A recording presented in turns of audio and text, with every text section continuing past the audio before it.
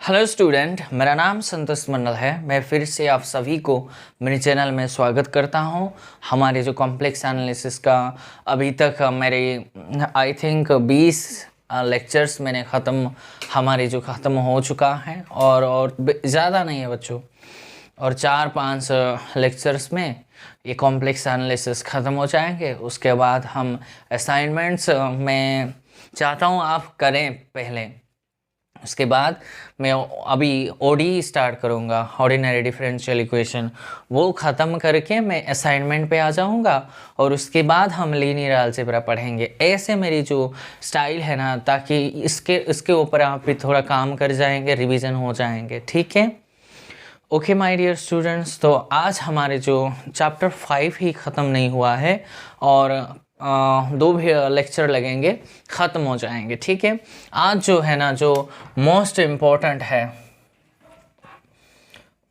Important topic जो हम पढ़ेंगे आज, वो मैं चैप्टर 5.6 में ले लेता हूँ। ठीक है बच्चों, चैप्टर 5.6 आई थिंक मेरी चल रहा है अभी। ओके, तो वो टॉपिक का नाम है एवोल्यूशन, मीन्स एवोल्यूशन,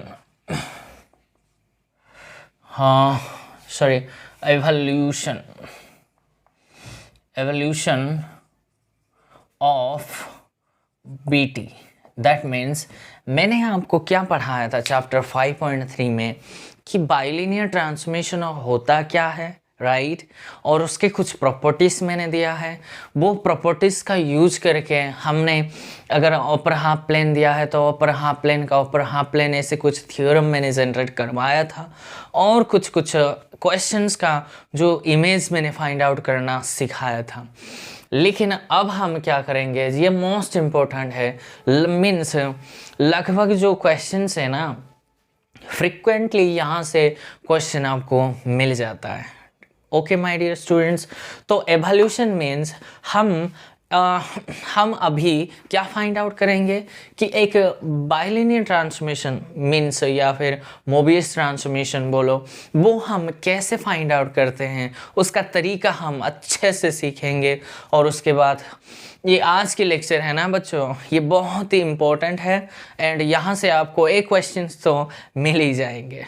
ओके, तो ये लेक्चर आपको स्किप नहीं करना है, मेरे एक भी लेक्चर स्किप मत कीजिएगा। आपको सब्जेक्ट अच्छे से आ जाएंगे भी और थीम आपको बहुत बढ़िया मिल जाएंगे बच्चों।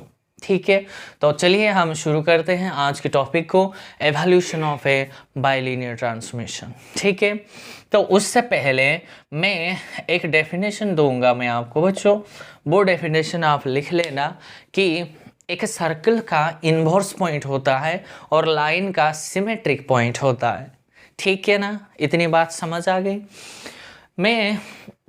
तो अब हम जो पहली डेफिनेशन रहेगा वो आप लिख लेना, inverse point of a circle. ये आपको यहाँ हेडिंग डालना है, उसका डेफिनेशन ये बनेंगे, 2 points capital A and capital B. ये जो 2 पॉइंट है, इसको मैं, इस 2 पॉइंट्स को ही मैं सर्कल का इन्वर्स पॉइंट कहूँगा।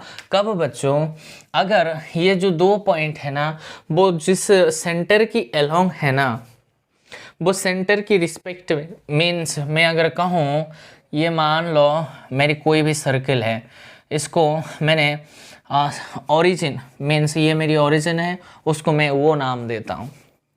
ठीक है, तो ये जो 2 पॉइंट है, मान लो ये मेरी ऐसी लाइन मैंने खींच दी, तो ये मान लो मेरी ए पॉइंट यहाँ है कहीं पे, या मान लो यहाँ है, या फिर यहाँ कहीं ए पॉइंट मेरा ये है और ये मेरी बी पॉइंट है। ठीक है बच्चों, तो इन्वर्स पॉइंट, इस सर्कल का नाम मैं सी दे देता हूँ।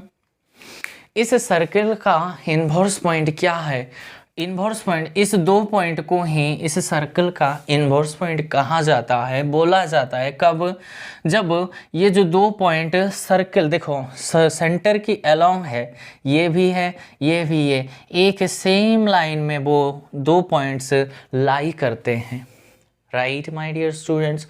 और ये तो पहली केस। दूसरी केस वो ए आप कैलकुलेट करो इनटू में, वो भी अगर कैलकुलेट करोगे वो आपके, मान लो ये रेडियस आर है, वो आर स्क्वायर होना चाहिए। इतनी कंडीशन अगर सेटिस्फाई हो गई तो इस ए एंड बी को इस सर्कल का इन्वर्स पॉइंट बोला जाता है। ठीक है, वो तो एक रिजल्ट में दे दूंगा, उसके अकॉर्डिंगली हम सारे जितने भी इन्वर्स पॉइंट्स हम फाइंड आउट करेंगे। गेट में काफ़ी लगभग आते हैं ये क्वेश्चंस। ठीक है, तो आप प्योरली लिख लो the 2 points capital A and capital B are said to be an inverse point of a circle C with center at Z0, with center को मैंने O लिया है and radius small r। ठीक है, if कब होंगे वो, if A and B are the same side, समझ रहे हो, if A and B are on the same side of the center की सेम साइड होनी चाहिए। एंड दूसरी बात, वो ए इंटू वो B is equals to are square आना चाहिए। ये डेफिनेशन है बच्चों। ठीक है, समझ रही हो। मीन्स ये जो इन्वर्स पॉइंट, मान लो ये पॉइंट जैसे जैसे ये सेंटर की तरफ, ये जो ओरिजिन, ये जो ओ उसकी तरफ जैसे जैसे आता चला जाएगा ना, ये जो इसका ये पॉइंट है ना, वो काफ़ी दूर छिड़के जाएंगे। Are you getting my dear point, are you getting my dear students but I am saying. Means आप ये जो पॉइंट है ना, अगर जैसे जैसे जितने आप सेंटर की तरफ आते चले जाओगे ना, ये जो पॉइंट है ना वो इन्फिनिटी की तरफ चलता चला जाएगा। और जैसे जैसे ये बाउंड्री की तरफ चला, ये जो बाउंड्री है ना, जैसे जैसे ये पॉइंट इसकी तरफ चला जा रहा है ना, ये उतने ही उसके नज़दीक आता चला जाएगा। Clear my dear students. और कोई बच्चा कहता है सर अगर इन्वर्स पॉइंट यहाँ का है तो भैया वो ही एकमात्र पॉइंट है, ये इट सेल्फ है। यहाँ अगर कोई पॉइंट लोगे, उसका इन्वर्स पॉइंट आप फाइंड आउट करना चाहते हो, तो यही मात्र एकमात्र पॉइंट्स है जो कि खुद की इन्वर्स है। लेकिन आप यहाँ आते चले जाओगे तो ये पॉइंट्स खिसक जाएगी इन्फिनिटी की तरफ, और जैसे जैसे ये पॉइंट आप बाउंड्री की तरफ जाओगे, ये पॉइंट इस बाउंड्री की तरफ वो खींचता चला जाएगा। ओके, तो मैंने ये रिजल्ट लिख लो, पहली रिजल्ट। तो इफ, देखो मैं बोल रहा हूँ, if the point is inside the circle, अगर कोई पॉइंट आपका सर्कल के अंदर है तो उसका इन्वर्स पॉइंट कहाँ हमको मिलेंगे, सर्कल के बाहर। अगर कोई पॉइंट अगर बाहर का पॉइंट है, उसका इन्वर्स पॉइंट अंदर ही होगा। यही पहले रिजल्ट। तो अंग्रेजी में अगर उसको बोलोगे तो कैसे बोलोगे, तो if the point is outside the circle then its inverse point will be inside the circle. And अगर आप भाई से भरोसा भी कह सकते हो, नहीं तो ऐसे बोलो, if the point is inside the circle, अगर कोई पॉइंट आपका सर्कल के अंदर है तो उसकी जो इनवर्स पॉइंट है, देखो ये बाहर मिलेंगे ही। समझ रही हो। ये मेरी पहली रिजल्ट है। और दूसरी रिजल्ट लिख लो, अभी जो मैंने बताया, अगर ये सेंटर की तरफ आओगे, वो पॉइंट अगर सेंटर की तरफ आप लेके आना चाहते हो तो जो इन्वर्स पॉइंट है ना वो इन्फिनिटी की तरफ खींचा चला जाएगा। तो सेकेंड रिजल्ट ये बना, the inverse point of a point of the centre of the circle. देखो मैंने क्या वर्ड यूज़ किया, the inverse point of the centre of the circle is the point at infinity. ये बड़ा ही शानदार सा थीम मैंने आपको समझा चुका हूँ। जैसे जैसे आप यहाँ आते चले जाओगे, ये जो इन्वर्स पॉइंट, ये जो पॉइंट है ना वो इन्फिनिटी की तरफ वह चलता चला जाएगा, चलता चला जाएगा। ओके माय डियर स्टूडेंट्स, इसमें कोई दिक्कत नहीं। तो थर्ड रिजल्ट जो क्या बनेंगे, मैंने जो बताया, अगर ये बाउंड्री का पॉइंट है तो उसका इन्वर्स पॉइंट वही है एकमात्र। तो उसको बोलोगे कैसे, the inverse point of a point on the boundary is the point itself. ऐसे तो बोलोगे बच्चों। ओके, तो ये था फोर्थ रिजल्ट बना। थर्ड रिजल्ट, ये जो फोर्थ रिजल्ट है वो नेट में, गेट में कई बार मीन्स आगे तो बहुत मिला है कि किसी भी पॉइंट का इन्वर्स पॉइंट, एक सर्कल दिया होगा उसका इन्वर्स पॉइंट हम कैसे फाइंड आउट करेंगे वो अभी सीखेंगे। ये तो डेफिनेशन मैंने बताया और डेफिनेशन के अकॉर्डिंग यूज़ करके मैंने पॉइंट को लोकेट करके कई सारे बातें बताया। और अभी जो मैं सीधा ही आपको फॉर्मूला दे दूंगा, किसी भी पॉइंट का इन्वर्स पॉइंट सर्कल के रिस्पेक्ट में आपको कैसे फाइंड आउट करोगे। ओके, तो लिखो वो result inverse point inverse point of a point means अगर मैं ए मान लो या फिर अल्फा मान लो, कुछ भी, उसका inverse point z0 plus r square upon a का कॉन्जुगेट माइनस z0 का कॉन्जुगेट। ये आपके पास टूल बन गई बच्चों किसी भी पॉइंट का इन्वर्स फाइंड आउट करने के लिए। मीन्स पहले इसके इन्वर्स में गेट में तो बहुत एग्जाम में क्वेश्चन आए हुए थे। तो अगर मैं इसको वर्ड्स में बोलूँ तो ऐसे बोलेंगे, the inverse point of a point small a with respect to the circle z minus z0 is equals to r, इस सर्कल की रिस्पेक्ट में is denoted by I N भी, ये कैपिटल भी है बच्चों, उसको नोटेशन ऐसे दिया जाता है and is defined as this is equals to center of the circle. इस सर्कल का सेंटर देख लो, वो ले लो, प्लस वो जो रेडियस है ना उसका स्क्वायर कर दो, और ये जो पॉइंट है ना उसका कॉन्जुगेट कर दो, और minus centre of the circle का आपका कॉन्जुगेट। ये आपके पास मशीनरी बन गई। ये इंजीनियरिंग स्टूडेंट्स अगर कोई है तो उसके लिए ये बहुत बढ़िया रिजल्ट है। गेट का इम्पोर्टेंस जो फॉर्मूले कहते हैं। ठीक है बच्चों, बस इतना ही है। इन्वर्स पॉइंट मैंने बता दिया क्या होता है और उसके थीम मैंने जनरेट करके कुछ रिजल्ट्स आपको मैंने दे दिया। ओके, अब हम आगे बढ़ जाते हैं किस पर बच्चों, सिमेट्रिक पर। सिमेट्रिक पॉइंट क्या होता है? एक लाइन का हमेशा सिमेट्रिक पॉइंट होता है और सर्कल का हमेशा इन्वर्स पॉइंट होता है, ये आपको ध्यान में रखना है। ओके, तो मैं बोलूँगा ये जो दो पॉइंट है कैपिटल एंड कैपिटल बी को मैं इन सिमेट्रिक पॉइंट्स बोलूँगा। किसका? मीन्स अगर मैं लाइन को एल ले लूँ, इस लाइन का अगर कब कैपिटल एल ले लो कब इफ ये अगर ये किसके equal, it is a perpendicular means bisector of the line segment A into B. अगर ऐसा अगर कुछ आपको थीम मिले तो इस दो पॉइंट्स को आपको इस लाइन का सिमेट्रिक पॉइंट्स कहोगे। वर्ड्स में अगर इसको बोलोगे तो ऐसे बोलोगे, 2 points capital A and capital B are said to be a symmetric point of a line capital L if the line, that means if the line L is perpendicular to perpendicular bisector of the line segment A into B। अगर इस points का line segment उसको ले लो, वो अगर इस line का perpendicular है तो वो हमेशा आपको ये दो पॉइंट सिमेट्रिक हो जाएंगे। ओके माय डियर स्टूडेंट्स, तो यहाँ से एक नोट लिख लो बच्चों, बड़ा ही मज़ेदार नोट्स है, इंटरव्यू में काफ़ी पूछे जाने वाले। अगर स्कूल के इंटरव्यू पे आप जाओगे तो ये सिमेट्रिक पॉइंट्स का ये जो about with respect to x axis ऐसे पूछे जाने काफ़ी बढ़िया सवाल ये बनते हैं। तो ऐसे पूछा जाता है कि भैया मुझे बताओ, अल्फ़ा अगर कोई पॉइंट लिया, समझ रही हो, और ये जो इसका symmetric point with respect to x axis से अगर मैं बोलूँ तो इसका हमेशा अल्फ़ा कॉन्जुगेट होता है, एंड इसका जो अगर वाई एक्सिस की रिस्पेक्ट में आपको अगर आप सिमेट्रिक लाइन पूछ रही हो तो माइनस का अल्फ़ा कॉन्जुगेट होगा। ये बना, मैं आपको समझाता हूँ, पहले इसको लिख लो। समझ रहे कैसे लिखोगे इसको?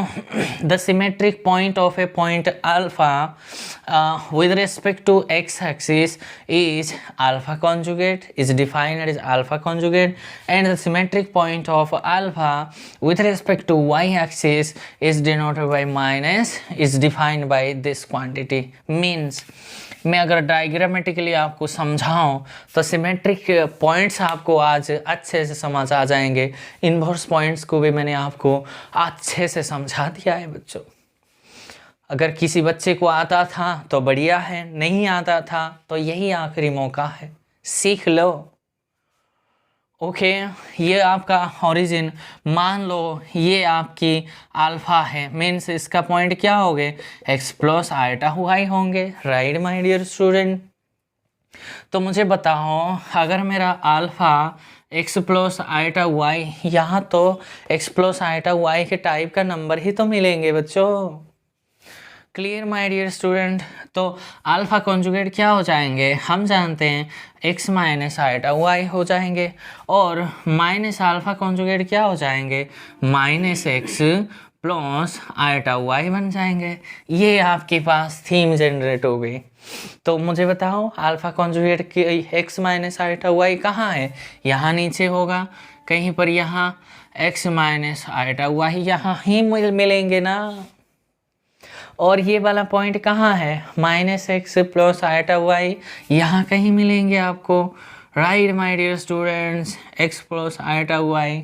तो मुझे बताओ अगर ये जो मैं ऐसे लाइन बना दूँ ना, और ऐसे अगर लाइन बना दूँ तो देखो आज आपको अच्छे से समझ आएंगे। तो इस पॉइंट का सिमेट्रिक जो पॉइंट होता है ना, इस पॉइंट का ये जो symmetric point of the alpha with respect to x axis, means ये with respect to x axis है। ओके ये जो लाइन बना है with respect to x axis है बच्चों ये। तो ये इसका सिमेट्रिक लाइन इसको बोलते हैं, और with respect to Y axis का ये लाइन को आप symmetric means with respect to Y axis का अल्फा का सिमेट्रिक लाइन है। समझ रही हो? अगर आपको कोई पॉइंट दिया होगा उसका सिमेट्रिक पॉइंट अगर with respect to x axis पूछे तो ऐसे ही यही आएंगे, with respect to Y axis पूछे तो ऐसे ही आएंगे। मान लो कोई बच्चा कहता है सर यहाँ अगर पॉइंट का दिया होता, तो यहाँ अगर पॉइंट दिया होता उसी हिसाब से आपको यही तो फाइंड आउट करना है। आप अल्फा यहाँ दे, यहाँ दे, यहाँ दे, यहाँ दे, यहाँ को कहाँ पर भी संसार के कॉम्प्लेक्स प्लेन के किसी भी एक कोने में दे देना, मुझे इससे क्या फ़र्क पड़ता है। मुझे तो बस alpha conjugate minus alpha conjugate check करना है, और उसका पॉइंट्स तो मैं लोकेट कर सकता हूँ। और ये लाइन होता है हमेशा एक्स एक्सिस का, ये आपका वाई एक्सिस का। Are you getting my dear students? इसमें कोई दिक्कत आपको? बस इतना ही है, और मैं कुछ थीम आपको समझा देता हूँ। इसी के साथ आज मैं बहुत ही इम्पोर्टेंट रिजल्ट आगे देने वाला हूँ, ठीक है? ओके माय डियर स्टूडेंट्स, चलते हैं। हम जानते हैं कि देखो मैंने एक वादा आपको दिया था, कौन से लेक्चर में मैंने कहा था, मुझे तो एग्जैक्टली वो लेक्चर याद नहीं है, लेकिन मैंने आपको कहा था, नहीं फर्स्ट लेक्चर ही है, मुझे अब याद आ गई। पहली लेक्चर में मैंने आपको सर्कल क्या होता है उसके डेफिनेशन और कितने सारे एग्जाम्पल्स मैंने आपको मीन्स सर्कल का इक्वेशन आपको दे दिया, और मैंने आपको बताया भी कि चैप्टर 5 में और एक सर्कल का इक्वेशन मैं आपको दे दूंगा, मैंने बताया, ठीक है? तो वो सारे सर्कल का इक्वेशन में एक झटके में एक कलेक्शन में लिख दूंगा, ठीक है माय डियर स्टूडेंट? तो चलते हैं, तो लिस्ट बनाएंगे। ये सर्कल का इक्वेशन जो होता है कितने बनते हैं? देखो पहले सर्कल का इक्वेशन हम जानते हैं कि x माइनस एक्स नॉट का square plus y minus y not का square is equals to are square. पहले सर्कल ये कोऑर्डिनेट ज्योमेट्री में ऐसे ही हम करते थे, राइट। सेकंड का सर्कल का इक्वेशन होता था कि mod z minus z not is equals to r. ये एक सर्कल, फेमस सर्कल का इक्वेशन होता था, राइट। इसका सेंटर क्या है, एक्स नॉट वाई नॉट है और इसका रेडियस आर ही है। इसका सेंटर जेड नॉट है, रेडियस आर है, ओके। तो मैं और नहीं बताऊंगा, सिर्फ इक्वेशन में आपको दे दूंगा, ओके। तो मुझे बताओ पोलर फॉर्म का जो सर्कल का इक्वेशन क्या था। ओके माय डियर स्टूडेंट, तो ये एक R is equals to P cos theta और p ग्रेटर देन 0, ये भी एक सर्कल का इक्वेशन था। और ये भी p साइन थीटा, ये भी एक सर्कल का इक्वेशन था, राइट माय डियर स्टूडेंट। और अभी मैं आपको देने जा रहा हूँ जो पांचवी सर्कल का इक्वेशन होता है, वो होता है z into Z conjugate plus P conjugate Z plus Z conjugate B plus C is equals to 0। ये भी एक सर्कल का इक्वेशन होता है बच्चों। और सिक्स्थ होता है, ये जो है ना, यहाँ से ये जो सी आपके पास हमेशा रियल नंबर होना चाहिए बच्चों, और बी आपका कोई भी कॉम्प्लेक्स नंबर चलेगा वो, लेकिन ये जो सी आपको दिखाई देंगे वो हमेशा रियल नंबर ही होनी चाहिए, ये आपको ध्यान रखना है, ओके। तो सिक्स्थ जो सर्कल का इक्वेशन होता है z माइनस पी अपॉन में z माइनस क्यू, इसका मोड इज इक्वल्स टू जो k बनेंगे, और k आपका 1 से अलग होना चाहिए बच्चों, यहाँ 1 नहीं होना चाहिए। और ये जो पी क्यू है ना, ये क्या है, ये इनवर्स पॉइंट ऑफ सर्कल सी। मैंने इन्वर्स पॉइंट डिफाइन कर चुका हूँ, तो मैं इन्वर्स पॉइंट की रिस्पेक्ट में जो सर्कल का इक्वेशन बनते हैं वो यही है। क्लियर माय डियर स्टूडेंट, इसमें आपको कोई परेशानी है, कोई दिक्कत, कोई दुविधाएं हैं, कोई परेशानी है तो आप मुझे बता सकते हैं, ठीक है बच्चों। इतने देखो कितने सर्कल का इक्वेशंस है, ये सारा का सारा एक ही है। आप इनमें से किसी भी एक इक्वेशन को उठा लो और सामने वाला को दे दो, और ये आपको ध्यान रहना चाहिए, मेंशन करना है बच्चों। ये मेंशन मैंने कर दिया, देखो ये भी एक सर्कल का इक्वेशन हो गई, ओके।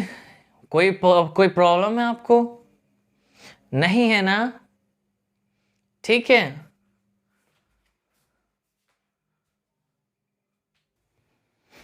ठीक है ना, बस इतना ही है, ये मेंशन करना है, इसका सेंटर क्या है, रेडियस क्या है, मैंने आपको काफ़ी सारा बता दिया है। और यहाँ एक नई वाले आए थे वो भी मैंने समझा दिया। ये जो आपके पास सी रियल नंबर होने चाहिए, बी आपका कोई भी कॉम्प्लेक्स नंबर होने चाहिए, समझ गई हो, और ये 1 नहीं होने चाहिए, ठीक है। तो ये जो मैंने आपको बताया ना बच्चों, ये पहले रिजल्ट है ये आपके। तो the different form of a circle, different form या फिर different form of an equation of a circle complex analysis में, मीन्स कॉम्प्लेक्स प्लेन में कितने सर्कल का इक्वेशन होते हैं, ये इतने ही है, समझ गए। और दूसरे रिजल्ट लिखो, कॉम्प्लेक्स प्लेन में जो लाइन के इक्वेशन होते हैं ना, वो एक ये होता है, ये b conjugate z plus z conjugate b plus में c इज इक्वल्स टू 0, ये भी एक सर्कल का इक्वेशन होता है। और आपका c कोई भी रियल नंबर होनी चाहिए और b आपके कोई भी कॉम्प्लेक्स नंबर हो सकता है, ठीक है, समझ रही हो। और एक सर्कल का इक्वेशन, सॉरी लाइन का equation z minus P upon में z माइनस क्यू का मोड हमेशा 1 होनी चाहिए। और ये जो पी क्यू क्या होनी चाहिए, अब की बार ये दो सिमेट्रिक पॉइंट होना चाहिए एक लाइन का। आपको अगर दो इन्वर्स पॉइंट, किसी भी सर्कल का इन्वर्स पॉइंट अगर आपने फाइंड आउट कर लिया तो उसका यूज करके ये अगर ऐसे बनाओगे वो हमेशा आपके पास इक्वेशन, सर्कल का इक्वेशन बन जाएंगे। और यहाँ अगर आपको दो किसी भी लाइन का अगर या सिमेट्रिक पॉइंट्स आपने अगर फाइंड आउट कर लिया, उस सिमेट्रिक पॉइंट का यूज करके हम लाइन का इक्वेशन भी दे सकते हैं माय डियर स्टूडेंट। ये थीम मैंने आपको समझाने के लिए मैंने किया है। ओके, और सिमेट्रिक पॉइंट्स कैसे फाइंड आउट करते हैं, इन्वर्स पॉइंट कैसे फाइंड आउट करते हैं, एक ही झटके में मैंने आपको रिजल्ट दे चुका हूँ। ओके, उसमें अगर कोई प्रॉब्लम है तो आप मुझे बता सकते हैं। ठीक है, नाउ जो इम्पोर्टेंट रिजल्ट जो है ना वो है नेट में, गेट में कई बार आए हुए रिजल्ट है ये, समझ गए हो? तो मैं ऐसे लिखा करूँगा, पहली पॉइंट ये फोर्थ रिजल्ट मान लो, फोर्थ रिजल्ट का पहली पॉइंट ऐसे बोलेगा कि अगर लाइन L1 अगर लाइन L2 को जा रहा है ना, देन मैं बोलूँगा कि भैया सिमेट्रिक पॉइंट, मैं सिमेट्रिक पॉइंट को मैं ऐसे लिखूँगा। ठीक है, symmetric point of L1 goes to symmetric point of L2। दूसरी बात, अगर ये L अगर कोई सर्कल पे जाएगा देन इसका जो सिमेट्रिक पॉइंट L का वो अब की बार इन्वर्स पॉइंट ऑफ C का होगा। मैं समझाऊंगा बच्चों, परेशान मत हो। अगर C1 अगर C2 को जाएगा देन ये in of C1 will goes to in of C2। And fourth result आप लिख लेना कि हाँ कौन बचा है, C अगर L को जा रहा है देन भैया in of C will goes to SI of L। ये जो चार रिजल्ट मैंने कितने ऐसे में याद करता हूँ बच्चों, रिजल्ट्स को या फिर थीम को। ओके, तो ये मोस्ट इम्पोर्टेंट आप प्रीवियस या फिर जितने भी नेट्स एग्ज़ाम आप पेपर उठाओ, आपको कितने बार ये रिज़ल्ट के रिस्पेक्ट में क्वेश्चंस आपको मिलेंगे, आप खुद समझ जाएंगे। तो रिज़ल्ट ये कहता है इफ़, देखो if the line L1 goes to L2 means आपका मैप, अगर ये जेड प्लेन में आप अगर काम करते हो, अगर ये फंक्शन कोई भी बाइलिनियर ट्रांसमिशन आपके पास है, क्योंकि अब की बार ये डब्ल्यू प्लेन है, समझ रही हो बच्चों। अगर इसका लाइन, अगर इसको लाइन पे जाएगा, अगर इसका लाइन L2 बोल रहे हो, डब्ल्यू प्लेन का लाइन को अगर आप L2 कह रही हो, अगर इस बाइलिनियर ट्रांसमिशन में कहना तो पड़ेगा ना बच्चों, अंडर इस बाइलिनियर ट्रांसमिशन में तो हम, अब मैंने टॉपिक क्या बताया, evolution of A bilinear transmission, उसको कैसे छोड़ेंगे हम। तो रिजल्ट बोलूँगा इफ़, देखो ये जो अंडर है ना ये BT है, हमेशा चलेंगे ये BT है। ओके, तो मैं बोलूँगा इसके रिजल्ट को, if under a bilinear transmission line L1 goes to line L2 then इसके लिए लाइन के लिए सिमेट्रिक पॉइंट बनते हैं, मैंने बता चुका हूँ। तो symmetric point of L1 will goes to symmetric point of L2, यानी कि ये एक बाइलिनियर ट्रांसमिशन आपको दिया होगा। अब अगर आपका मैप यहाँ कोई लाइन है जेड प्लेन में, डब्ल्यू प्लेन में भी अगर वो लाइन है, तो इस लाइन, अगर इस लाइन थ्रू को जा रहा है तो इस लाइन 1 का जो सिमेट्रिक पॉइंट्स है ना वो हमेशा इस डब्ल्यू प्लेन का जो लाइन है उसका सिमेट्रिक पॉइंट्स पर ही वो मैप होंगे। ये रिजल्ट का मतलब है। ओके, इसमें कोई प्रॉब्लम है बच्चों? थीम को समझो, एक ही बार में तो आप समझ जाएंगे। ये बोल रहा है second result, if under a bilinear transmission line L goes to, अगर C है, सर्कल C है, देन लाइन के लिए सिमेट्रिक और सर्कल के लिए इन्वर्स, तो symmetric points of L goes to inverse points of a circle. Means यहाँ का अगर लाइन, यहाँ पे अगर सर्कल पे वो मैप हो रहा है ऑन बाइलिनियर ट्रांसमिशन, तो इसके जो सारे सिमेट्रिक पॉइंट्स है ना, वो इस सर्कल का जो इन्वर्स पॉइंट्स पर ही वो मैप होंगे। ओके, तो इसका रिजल्ट कैसे बोलोगे? If under bilinear transmission C1 goes to circle C2, then inverse points of C1 will goes to inverse points of C2। तो इसका क्या बोलेंगे आप? If under bilinear transmission circle C goes to, अगर line L, then the inverse points of circle C will goes to symmetric points of a line L. This is the beautiful results of a complex analysis. Okay, my dear students, अभी जो मैं result देने वाला हूँ वही इसका main theme है। ठीक है माय डियर स्टूडेंट, तो उसको थोड़ा मैं मिटा दूंगा, उसके बाद फिफ्थ रिजल्ट में दूंगा, वो आपको याद ही रखना है। एक बार याद रख लो, मैं थीम समझा दूंगा कैसे याद करेंगे, और वो सारे कॉम्प्लेक्स एनालिसिस में जो क्वेश्चंस आते हैं प्री मार्क है ये, वो आपको मैं क्वेश्चन सिखा दूंगा, 2-4 क्वेश्चन आपको दे दूंगा, बात को ख़त्म कर देंगे। ओके, तो फिफ्थ रिजल्ट के ऊपर आप ये ऐसे लिख लेना ताकि आपको भी सुकून मिल जाएंगे, क्योंकि ये बहुत इम्पोर्टेंट है। बाइलिनियर ट्रांसमिशन का जितने जो टॉपिक बनाया ना, ये this is the very very important result और थियोरम। तो देखो, आप पहले बीट के लिए आपको ना क्या करना है बच्चों, छोटे छोटे ड्राइंग बनाना है। ऐसे मैं इसका थोड़ा मैपिंग थोड़ा ऊपर बना देता हूँ, और ये अगर ऐसे हैं, और देन ये देन वाला पार्ट है। ठीक है, तो एफ ऑफ जेड या फिर डब्लू आपके पास e⁻θ, और ये जो रिज़ल्ट कैसे आपको याद रखना है वो मैं आपको सिखा दूंगा। जेड माइनस अल्फ़ा है ये, ठीक है, अल्फ़ा ओपन में जेड, और अल्फ़ा यहाँ लिख लो, और ये जो इमेजिनरी पार्ट ऑफ अल्फ़ा है ना, वो कहाँ से आएंगे, ऐसे आप बना लेना, मैं आपको समझा देता हूँ, उससे पहले उसके बाद हमारा काम ख़त्म कर देंगे। ठीक है, ऐसे छोटे छोटे अंडे की तरह आप ऐसे ड्राइंग बना लेना, अच्छे लगेंगे। ठीक है, तो मैं कुछ पार्ट छोड़ रहा हूँ बच्चों, मैं वो आपको लिखवा दूंगा, इसलिए मैं उसको छोड़ रहा हूँ। ठीक है, ये ऐसे हैं, कितने बढ़िया रिजल्ट है ये, बहुत ही इम्पोर्टेंट है।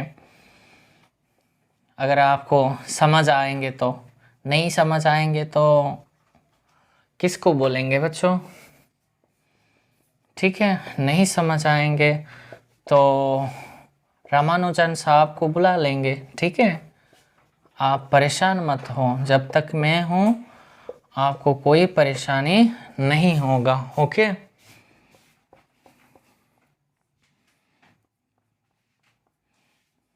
बड़े बड़े मीन्स ड्राइंग मत बनाओ, ताकि आपको भी समझने में कुछ अच्छा लगे। ठीक है, ये वाला एक ब्रैकेट में डाल दो। ठीक है बच्चों, फिफ्थ में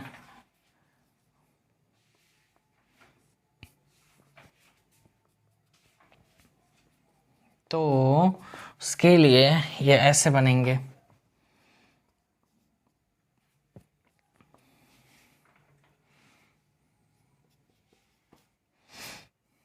एंड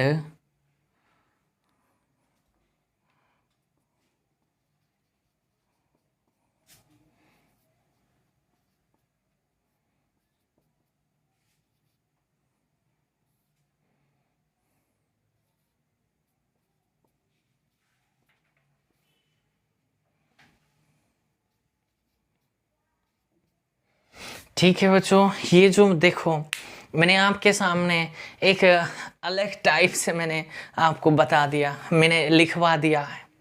ठीक है, उसका थीम तो मैं आपको दे दूंगा, तो पहले इसको आप एक बार अपने नोट्स में बना लेना और उसके बाद मैं आपको रिज़ल्ट समझा दूंगा। ठीक है, कैसे याद करेंगे उसका भी अच्छे से मैं रिज़ल्ट दे दूंगा, कोई समस्या का बात नहीं है।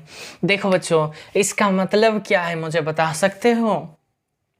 इस लिखावट का जो मतलब है, अगर मैं इसके लिखूं तो ये है imaginary part of Z is greater than और इक्वल्स टू 0 टू ये क्या है, mode W is less than और इक्वल्स टू 0। आपको एग्जाम में ऐसे भी आ सकते हैं या फिर ऐसे भी आ सकते हैं। ऐसे तो आने का को रेयर केस है, लेकिन ऐसे ही आएंगे या फिर वर्ड्स में आएंगे। तो उसका वर्जन में अगर बोलो मीन्स देखो, अगर इस कंडीशन को सैटिस्फाई करता है, अगर आपको पास ये जो इस कंडीशन से अगर आपका मैपिंग अगर इस टाइप का है, ध्यान से सीखना है। अगर आपका ये जेड प्लेन है, ये डब्ल्यू प्लेन है, जेड प्लेन में अगर आपका अपर हाफ प्लेन है, ये इसको अपर हाफ प्लेन कहते हैं, या फिर imaginary parts of Z greater than और इक्वल्स टू 0 ऐसे भी बोल सकते हैं, ऐसे भी, या फिर आप अपर हाफ प्लेन भी बोल सकते हैं। अगर कोई फंक्शन मीन्स वो जो जितने भी बाइलिनियर ट्रांसफॉर्मेशन बनते हैं ना बच्चों, संसार में जितने भी बाइलिनियर ट्रांसफॉर्मेशन है जो कि इस कंडीशन को सैटिस्फाई करे, मीन्स इस कंडीशन को सैटिस्फाई करने वाले जितने भी संसार में जो बाइलिनियर ट्रांसफॉर्मेशन होते हैं वो इस फॉर्म का होते हैं। यही रिजल्ट है। अंग्रेजी में इसको अगर मैं बोलूँ, ऐसे बोलूँगा, all the bilinear transformation which maps upper half plane to the unit disk with the center at the origin z0 and radius तो 1 है, यूनिट सर्किल बोला, with the center at origin। समझ रहे हो? आर गिवन बाई ये F of Z is equals to E to the power iota theta, और theta हमेशा real number होता है। ये जो देखो बच्चों, याद रखने के लिए तरीका देखो, हमेशा जेड माइनस अल्फा फिक्स है ऊपर, सारे क्वेश्चंस के लिए जेड माइनस अल्फा फिक्स है। ओके, दूसरी बात क्या ध्यान में रखना है, जो डिनोमिनेटर में है अगर अपर हाफ प्लेन है तो ये वाला पार्ट आप याद रख लेना, इसके ऊपर ऐसे ऐसे, तो ऐसे माइनस, मेरे गुरुजी का बताए हुए लाइन है, ऐसे ले लो, नीचे वाले देखो ऐसे, और उसका कॉन्जुगेट है। समझ रही हो? और ये जो इमेजिनरी पार्ट्स आपको ये जो अल्फा कहाँ से लेना है, यहाँ से मत ले बैठना, यहाँ से मत ले बैठना, सिर्फ और सिर्फ यहाँ से या फिर यहाँ से ही आपको लेना है। तो ये जो बनेंगे वो स्ट्रिक्टली या फिर ग्रेटर देन और इक्वल्स टू 0 से ही बनेंगे। ज़ीरो तो हम ले नहीं सकते, इसलिए सिर्फ स्ट्रिक्टली पॉजिटिव लेना है। मीन्स आपका यहाँ से ही लेना है, इस लाइन के अलोंग भी आप ले नहीं सकते। ओके माय डियर स्टूडेंट, ये हुआ इस कंडीशन को सैटिस्फाई करने वाला जो बाइलिनियर ट्रांसफॉर्मेशन होते हैं वो हमेशा इस फॉर्म का होता है। कई बार एग्जाम में आए हुए हैं बच्चों, मोस्ट इम्पोर्टेंट है। तो मान लो इसका मतलब इस दो सेकेंड रिजल्ट का लिखावट imaginary part of Z is less than और इक्वल्स टू 0 से कहाँ मैप हुआ है, ये हमेशा यही है। This means all the bilinear transformation which maps lower half plane to the unit circle with center at the origin are given by, ये जो given होगा वो इस condition को satisfy करने वाला संसार में अगर कोई bilinear transformation है तो इस फॉर्म का आपको मिलेंगे। देखो ये भी इसी टाइप का है ना, तो यहाँ भी ऐसे करके ऐसे कर दो और कुछ नहीं करना है। और आप अब की बार अल्फा कहाँ से आएंगे, यहाँ से अब की बार नहीं लेंगे। ओके माय डियर स्टूडेंट, ये जो मैंने रिजल्ट बनाता हूँ आपको समझ आ रहा है? इसका मतलब बताओ, इसका मतलब एग्ज़ाम में आपको ऐसे मिलेंगे, to unit W is less than और इक्वल टू 1, ऐसे, या फिर जो मैं अभी बोलने जा रहा हूँ, all the bilinear transformation which maps, इसको राइट हाफ प्लेन कहते हैं, which maps the right half plane to the unit circle with center at the origin are given by, देखो इस फॉर्म का गिवन है, और देखो अब की बार ऐसे हैं, ऐसे करके इस लाइन, तो ये वाला याद रख लेना ऐसे, तो यहाँ जो है ना ऐसे खींच देना, मीन्स प्लस हो जाएंगे और अल्फा कॉन्जुगेट तो हमेशा रहेंगे बच्चों। और अब की बार ये ऐसे आएंगे, और अब की बार जो अल्फ़ा आपको दिखाई देंगे यहाँ से, या फिर यहाँ से आपको ही लेना पड़ेगा, यहाँ से आप ले नहीं सकते, या फिर यहाँ से, नो। ओके, तो देखो इस लिखावट का मतलब मुझे बता सकते हो, real part of Z is less than और equal to 0 to unit circle with centre at the origin. Okay my dear student, तो इसको वर्ड्स में बोलूँगा तो all the bilinear transformation which maps the left half plane to the unit disc या फिर unit circle with centre at the origin are given by this quantity, या फिर ये प्लस बन के ये ऐसे हो जाएंगे। अब की बारी अब आपको यहाँ से लेना होगा आपको अल्फ़ा। ओके, समझ रही हो बच्चों? तो देखो इस लिखावट का मतलब, अगर mod Z B less than और इक्वल टू 0 से अगर मोड डब्ल्यू लेस देन और equal to 0, circle to circle अगर मैप हुआ है और उसके अकॉर्डिंगली जो बाइलिनियर ट्रांसफॉर्मेशन बनेंगे बच्चों, तो वो अगर आपका सी 0 है, बाइलिनियर ट्रांसफॉर्मेशन मैंने सी बताया, सी अगर 0 है तो वो नॉन कांस्टेंट लीनियर ट्रांसफॉर्मेशन होता है।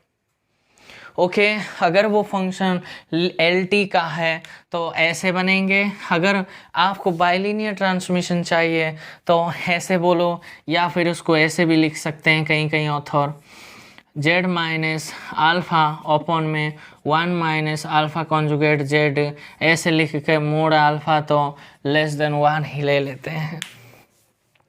मीन्स संसार में जितने भगवान ने बाइलिनियर ट्रांसफॉर्मेशन बनाई है ना, जो इस कंडीशन को सेटिस्फाई करें, तो ऐसे बाइलिनियर ट्रांसफॉर्मेशन आपको सिर्फ और सिर्फ इस फॉर्मेट का आपको मिलेंगे।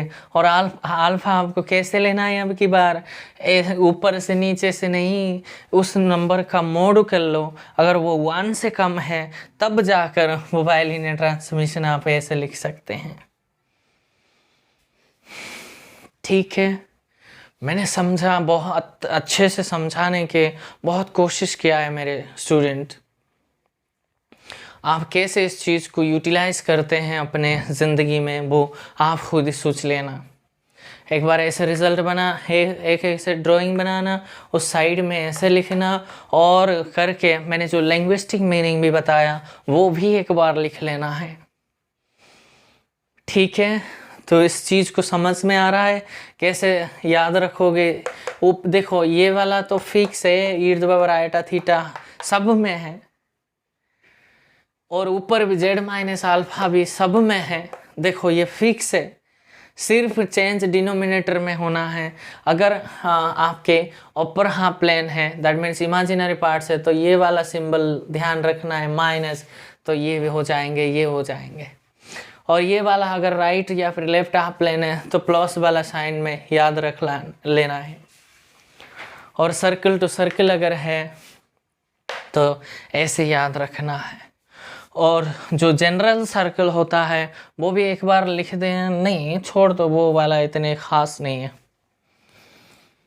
ओके, या फिर आप अगर लिखना चाहते हो तो लिख लो, 6th पॉइंट बना लो। मीन्स आपको अगर मोड Z1 अगर किसी भी ये रेडियस हो सकता है, ये तो 1 रेडियस का है बच्चों, यूनिट सर्कल दिया है, अगर वो मैप हो रहा है मोड W लेस देन अगर R2 है, तो भैया उसके लिए जो बाइलिनियर ट्रांसफॉर्मेशन बनेंगे वो f of z is equals to E to the power iota theta, अभी भी ये z माइनस अल्फ़ा अभी भी ये फिक्स है, और नीचे ये आएंगे alpha conjugate z minus R1 का स्क्वायर होगा और मोड ऑफ R1 आपके लेस देन 1 होनी चाहिए। और यहाँ भी आपके पास R1 इंटू R2 होना चाहिए। ये होता है अगर जनरल सर्किल में आप काम करते हैं तो उसको सेटिस्फाई करने वाला बाइलिनियर ट्रांसफॉर्मेशन इस फॉर्म का होगा। ये इतनी खास नहीं, लेकिन जो आ भी सकते हैं क्या पता, लेकिन मोस्ट इम्पोर्टेंट तो ये 5 ही है।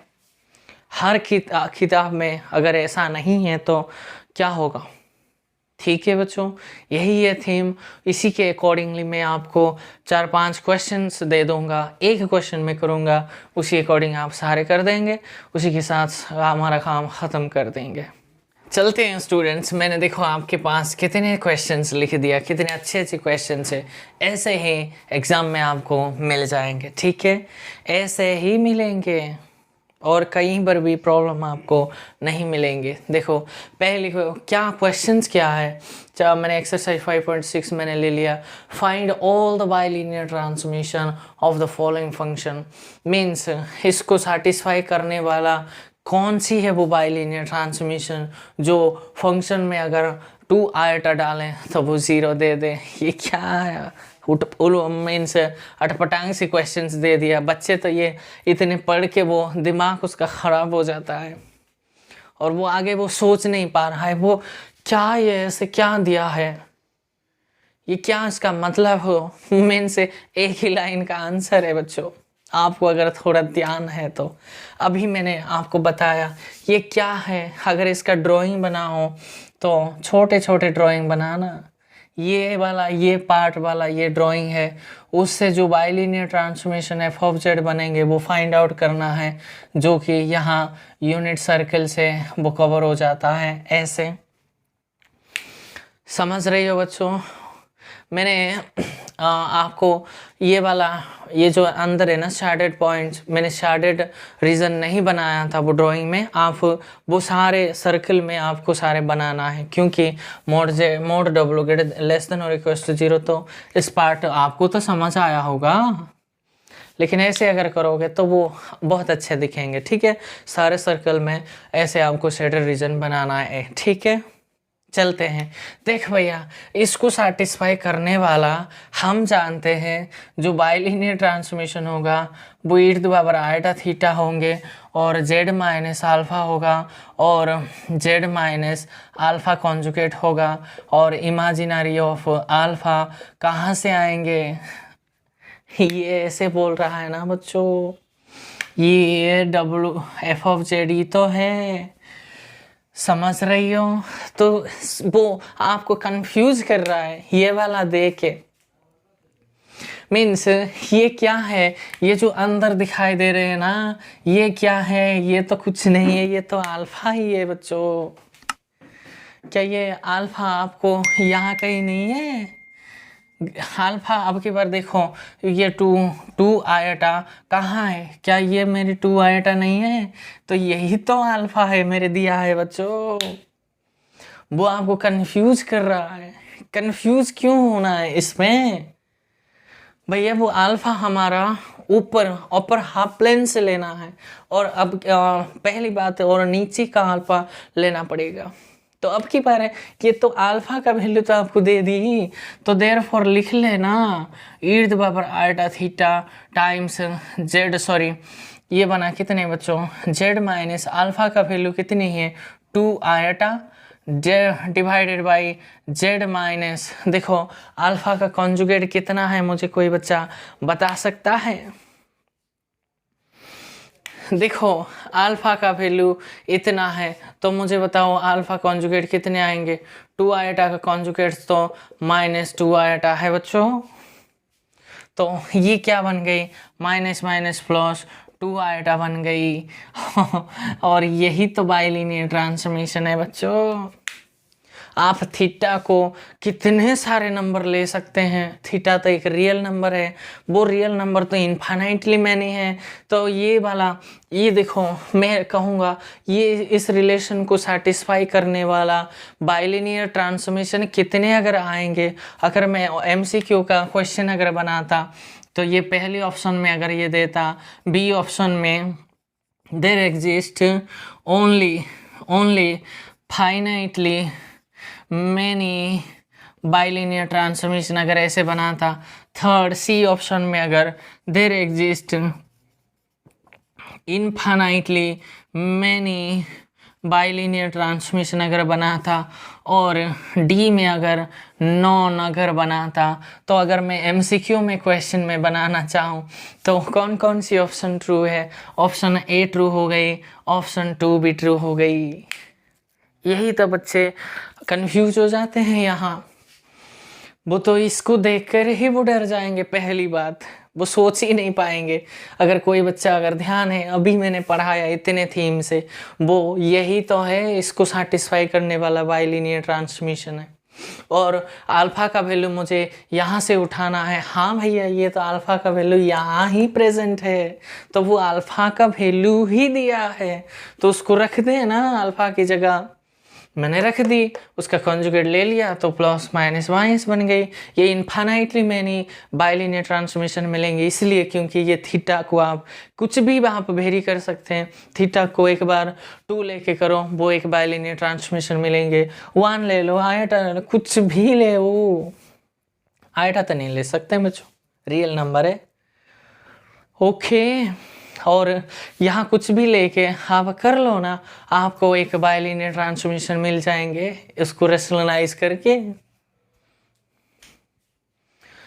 ओके, रेशनलाइज क्यों करना है? देखो, एक बार मैं अगर थीटा को पाई ले लेता हूँ, ए पाई, या फिर ए थीटा को मैं एक बार थीटा को 0 ही ले लेता हूँ। क्या मैं 0 लिख सकता हूँ? बिल्कुल। तो वो जो बाइलिनियर ट्रांसमिशन बनेंगे, बीट 2 बार थीटा 0, तो ये बनेंगे z-2 आयटा अपॉन में z प्लस में 2 आयटा। क्या ये एक बाइलिनियर ट्रांसमिशन नहीं है? बिल्कुल है। ए का वैल्यू कितना है?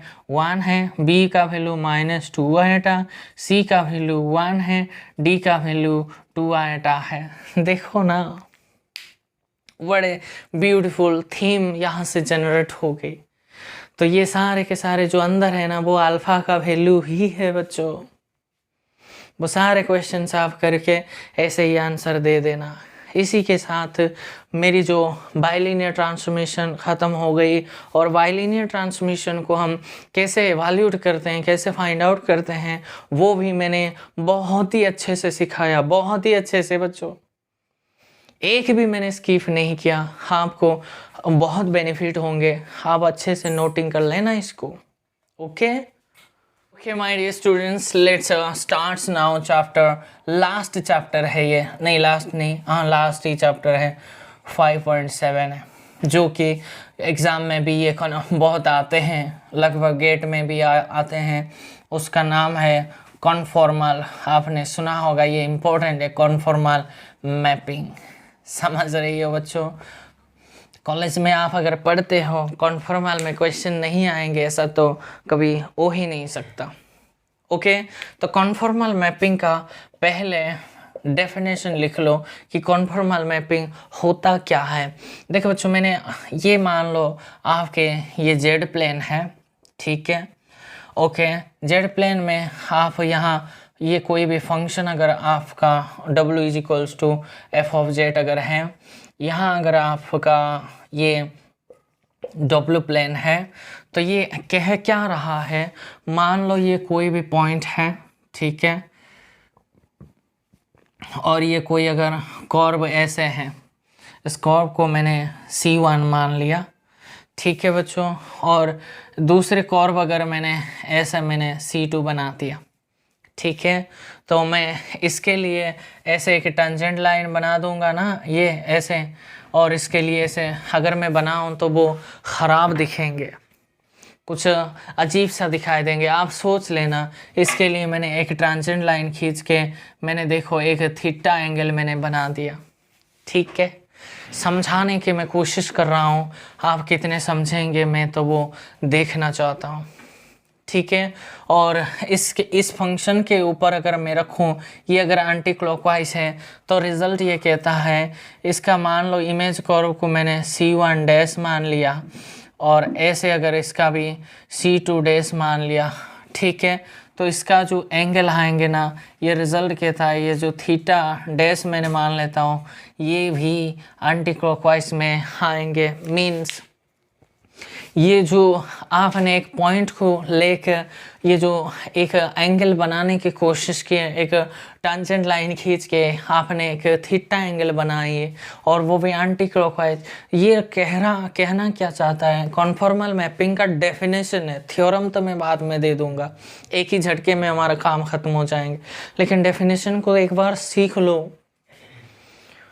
ओके माय डियर स्टूडेंट्स, तो देखो ये कह क्या रहा है, आप जेड प्लेन में एक थीटा एंगल, आपका अगर थीटा 60 डिग्री है तो उसका जो इमेज आएंगे ना, इमेज जो एंगल आएंगे उसका भी 60 डिग्री ही आएंगे। और ये अगर एंटी क्लॉकवाइज है उसका भी इमेज हमें डब्लू प्लेन में एंटी क्लॉकवाइज ही होगा। देखो same sense and direction, magnitude and sense. Magnitude means angle कितने हैं वो इतना ही आएंगे। सेंस मीन्स अगर ये एंटी क्लॉकवाइज है जेड प्लेन में तो डब्लू प्लेन में भी उसका एंगल एंटी क्लॉकवाइज वैसे ही आएंगे। अगर ऐसा मीन्स अगर ये कॉन्फॉर्मल अगर बोल रही हो, कोई फंक्शन अगर आपका एनालिटिक है से कुछ है, कुछ थीम अगर आपके पास है तो ये हमेशा ऐसे ही आएंगे। तो फॉर्मल डेफिनेशन, ये तो इनफॉर्मल मीन्स ग्राफिकल वर्जन मैंने आपको बताया। तो प्योर डेफिनेशन आप लिख लेना पोज करके कि ये बोल रहा है कि सपोज आप ले लो W is equals to F of Z, कोई भी फंक्शन ले लो। ये कोई अब की बार ये कोई भी फंक्शन है, डिफाइन हुआ है किसी भी डोमेन D पे, और जेड नॉट अगर कोई पॉइंट है इस डोमेन D का, इतने आप ले लो। ठीक है बच्चों, तो मैं आपको समझा देता हूँ, बोल देता हूँ एक बार, वो आप लिख लेना है। तो कॉन्फॉर्मल मैपिंग का डेफिनेशन ये हुआ, let us suppose W is equals to F of Z be any function defined in a domain D and let Z not be a point in D। Z not एक domain का point मैंने उठाया, ये point मेरा Z not है, ये क्या बन जाएंगे, एफ ऑफ जेड नॉट बन जाएंगे ना बच्चों, उसका image point.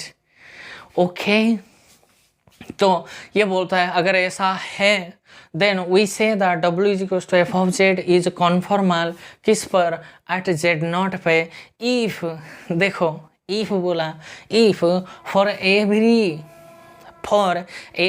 Pair of smooth curves, ये स्मूथ कर्व्स को नाम C1 एंड C2 मैंने लिया किस पर, इन डोमेन D पर। समझ गए हो, इंटरसेक्टिंग एट जेड नॉट पे वो इंटरसेक्ट दो करते हैं। ओके जी, intersecting at z, then the angle between the this जो angle between C1 and C2 इन किस पर, इन एट जेड नॉट पे जितने एंगल बनेंगे ना is equal to the angle between the inverse of that means C1 and C2 का at point F of Z not in the same sense and the same direction. तो मैंने समझा दिया, एक बार लिख लेना है।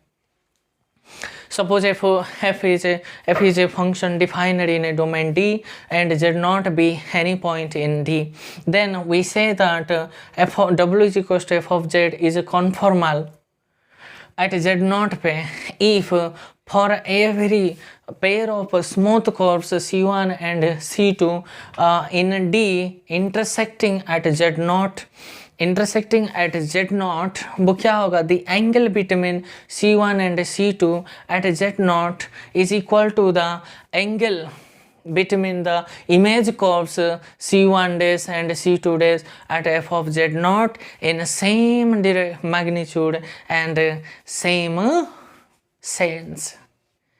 ये हो रहा है pure definition. Okay my dear students, मैंने आपको समझा दिया है। तो ये हुआ कॉन्फॉर्मल मैपिंग का डेफिनेशन। और एक डेफिनेशन लिख लो वो आइसोगोनल मैपिंग का। ये भी काउंटर एग्जाम्पल के लिए ये बहुत बड़ा रूल्स पे प्ले करता है। देन ये जो कॉन्फॉर्मल एंड आइसोगोनल मैपिंग में डिफरेंस क्या होता है ना बच्चों, देखो डिफरेंस ये होता है, आइसोगोनल मैपिंग में एंगल तो सेम होते हैं लेकिन मैग्नीट्यूड सेम है लेकिन सेंस नहीं है।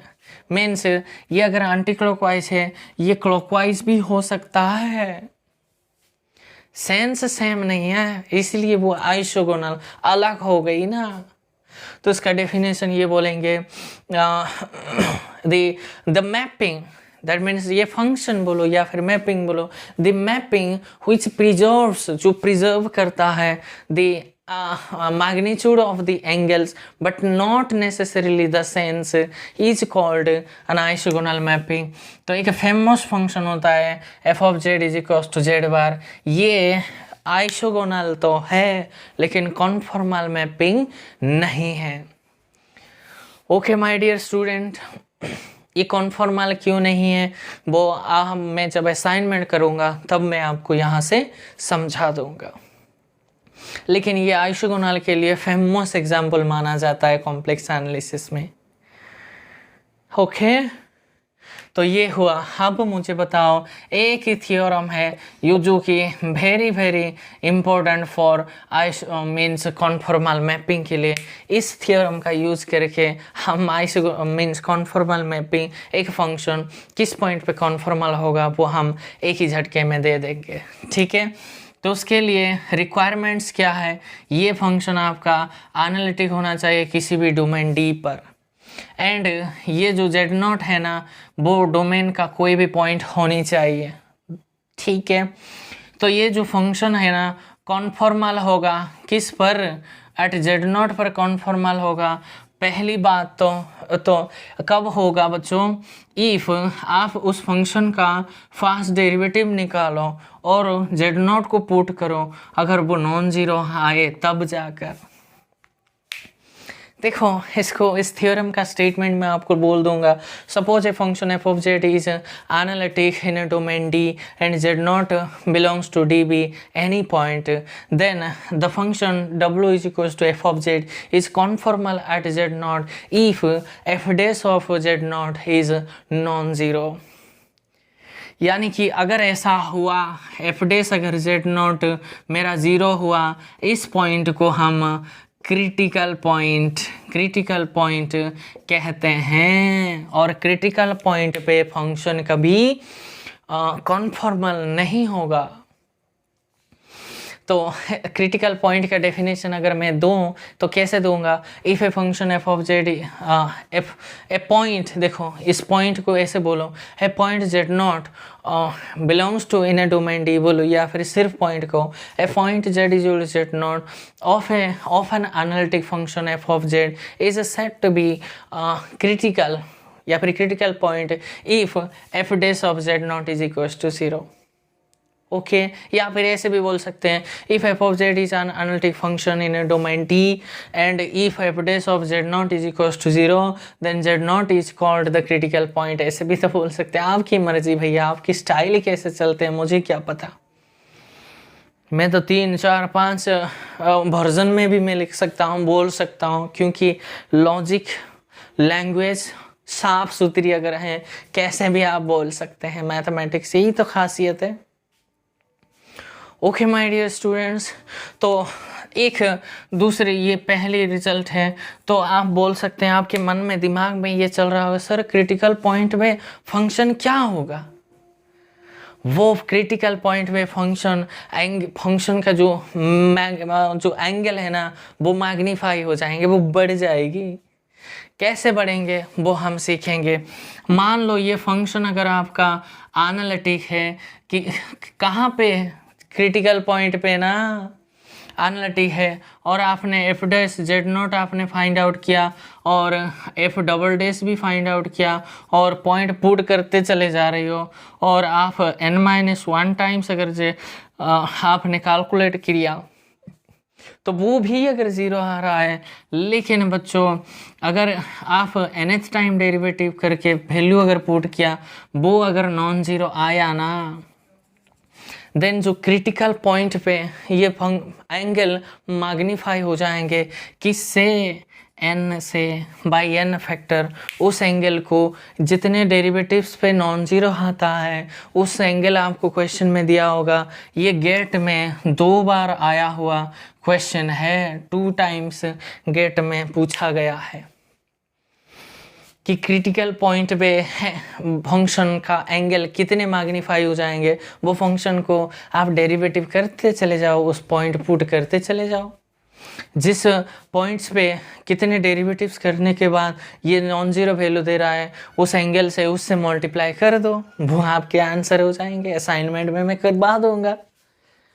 ओके जी, इतने थीम आ गई। तो उसको मैं अगर अंग्रेजी में बोलूँ तो ऐसे बोलेंगे, suppose a function F of Z is analytic at a critical point Z not and F and N is any positive integer such that, ये ऐसे अगर होल्ड कर रहा है then the angle is magnifying at a critical point. That means the angle between the any two smooth curves intersecting at z0 पे जो intersect करके जो angles बनते हैं is magnify या फिर increased, बढ़ जाती है कितने by n factor।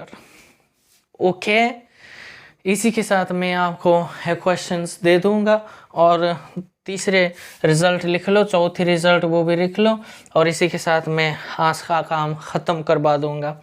तो ये बोलता है अगर ना आपका मैपिंग अगर ये हॉरिजॉन्टल लाइन से यहाँ साइन जेड या फिर कॉस जेड अगर आपके पास कोई फंक्शन है जो डब्ल्यू प्लेन में जो आएंगे ना, अगर ये हॉरिजॉन्टल लाइन है तो हमेशा आपके पास ये सर्कल नहीं है, ये एलिप्स बनेंगे। ये याद रख लेना है। नेट में एक बार, गेट में एक बार आया हुआ है, इसलिए मैं इम्पोर्टेंट करके ये चलता हूँ। अगर यहाँ वर्टिकल लाइन है और फंक्शन सेम है, सेम मीन्स अगर साइन कॉस के लिए ही बच्चों, ये जनरल के लिए मत बोल देना, तो वो हमेशा हाइपरबोलिक आएंगे। ठीक है, इसका प्रूफ मैं नहीं देने वाला हूँ क्योंकि ये बहुत लेंदी प्रूफ होता है, लेकिन आप रिजल्ट एक बार याद रख लो। रिजल्ट क्या कहता है, अगर आपके पास ये फंक्शन है साइन या फिर कॉस में 2 फंक्शन है, अगर लेफ्ट हैंड साइड में आपका कोई हॉरिजॉन्टल लाइन है तो वो उसका इमेज हमेशा एक एलिप्टिकल आएंगे, एलिप्स आएंगे। और अगर आपके पास ये वर्टिकल लाइन अगर है तो उसका फंक्शन सेम है तो उसका इमेज हमेशा हाइपरबोलिक आएंगे बच्चों। तो उसका अगर मैं बोल दूँ द फंक्शन, द मैपिंग या फिर the function F of Z is your sine Z cos Z maps the horizontal lines to the ellipse and the function maps sine Z and cos Z maps to the vertical lines to the hyperbolic. This is the complete charts for the complex analysis for the chapter 5 that is called the linear transmission. Okay, चलते हैं बच्चों। तो solution में करना चाह रहा हूँ, देखो लास्ट टॉपिक है जो चैप्टर मेरे 5.7 था, वो उसका एक्सरसाइज हम कर लेंगे। यहाँ से कितने बार नेट्स में आए हुए क्वेश्चंस में मैंने मेंशन कर चुका हूँ।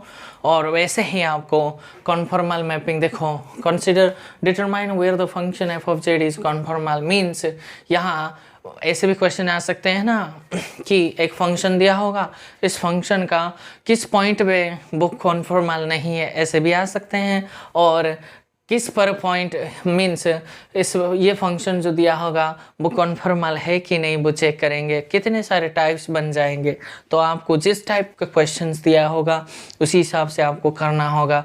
और मैं एक ही झटके में क्वेश्चन सॉल्व करूँगा, आपको समझ आ जाएंगे। देखो पहले क्वेश्चन मेरा एफ ऑफ जेड क्या है, मेरी एफ ऑफ जेड है जेड स्क्वायर प्लस में 2 आयटा जेड है -3 है।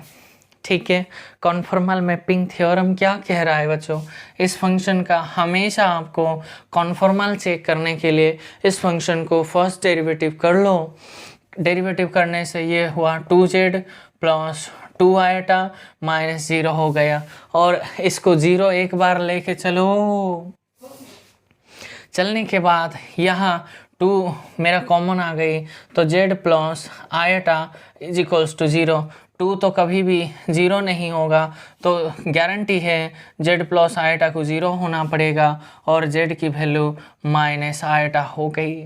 मीन्स देखो क्वेश्चंस कैसे आएंगे, ये कॉन्फॉर्मल के लिए पूछा, लेकिन नॉट कॉन्फॉर्मल के लिए क्या मैं ये यही बना दूंगा कि अगर नॉट कॉन्फॉर्मल के लिए आता तो मैं ऐसे बोलूँगा the function, the complex function F of Z is not conformal at Z is equals to minus iota. अगर कॉन्फॉर्मल के लिए लिखूँ तो मैं ऐसे बोलूँगा F of Z is equals to ये जो दिया होगा Z square plus 2 iota Z minus 3 is ये कॉन्फॉर्मल, ये ऐसे लाइन लिखना है, कॉन्फॉर्मल एट पूरे कॉम्प्लेक्स प्लेन का पॉइंट्स आप उठा सकते हो लेकिन माइनस आयटा को छोड़ के। समझ रहे हो, ये एक ही एकमात्र मीन्स पॉइंट है माइनस आयटा, ये क्रिटिकल पॉइंट है क्योंकि 0 लेके जो पॉइंट बनते हैं ना, देखो माइनस आयटा को यहाँ जाके रखो ना, वो आपके पास 0 बन जाएंगे। देखो एफ ऑफ माइनस आयटा मैं रखने चाहूँगा तो ये बन गई माइनस आयटा का स्क्वायर और ये बना प्लस में 2 आयटा इंटू माइनस आयटा का माइनस 3 बना। ये अब की बार कितने हो गई मुझे बताओ, ये माइनस आयटा, देखो माइनस आयटा का स्क्वायर क्या हो गई बच्चों, सॉरी समझ गई हो, ये minus eta into minus eta, तो आयटा का स्क्वायर हो गई जो कि -1 बन गई और ये क्या हो गई बच्चों देखो आयटा का स्क्वायर तो -1 और -1 ऑलरेडी था तो ये क्या हो गई, ये 2 बन गई, ये -3 बन गई, ये तो 0 नहीं आया बच्चों, कुछ मिस्टेक हुआ होगा शायद। देखो ये minus eta into minus eta था, ये इससे कैंसिल हो गई, आयटा और आयटा का स्क्वायर क्या बन गई, मीन्स इस देखो इसमें कंफ्यूज हुआ है, इसका मतलब क्या है -1 का स्क्वायर इंटू आयटा का स्क्वायर ऐसे तो लिखा जा रहा है। ओके तो क्या कुछ क्वेश्चंस में कुछ गड़बड़ी है क्या? क्वेश्चंस में तो कुछ गड़बड़ी नहीं है बच्चों, मेरी गड़बड़ी है, ठीक है। हम कुछ थोड़ी ना एफ ऑफ जेड में चेक करना है, हमको किस पर चेक करना है, क्रिटिकल पॉइंट वो पॉइंट्स होते हैं जो एफ डैश जेड नॉट पे 0 दें, यस इस पर वैल्यू पुट करना है ना। देखो -2 आयटा प्लस 2 आयटा 0 आ रहा है, यस ऑफ कोर्स है, तो ये क्रिटिकल पॉइंट बन गई। तो अब की बार देखो इससे प्रॉब्लम है, क्रिटिकल पॉइंट पे फंक्शन कभी कॉन्फॉर्मल नहीं होता, लेकिन क्रिटिकल पॉइंट में एंगल मैग्नीफाई इंक्रीज हो जाता है, मैग्नीफाई हो जाता है। ओके समझ रही हो बच्चों, ऐसे आपको कॉन्फॉर्मल चेक करना है। अगर आप इसका कर दो, अगर आप इसका करने जाओगे, देखो थर्ड क्वेश्चन को अगर आप पकड़ेंगे तो एफ ऑफ जेड आपके पास 1/z है, तो मुझे बताओ एफ डैश ऑफ जेड कितने आएंगे, -1/z² आएंगे कि नहीं, और इसको 0 लेके चलना है तो भैया ये तो -1 = 0 आ गया, जो कि गलत है, इम्पॉसिबल है। तो लेकिन मुझे बताओ ये 0 पे तो प्रॉब्लम है, क्योंकि ये 0 पे तो डिफाइन नहीं होगा, तो ये फंक्शन कॉन्फॉर्मल होगा किस पर, पूरे कॉम्प्लेक्स प्लेन में सिवाय एक पॉइंट को छोड़ के।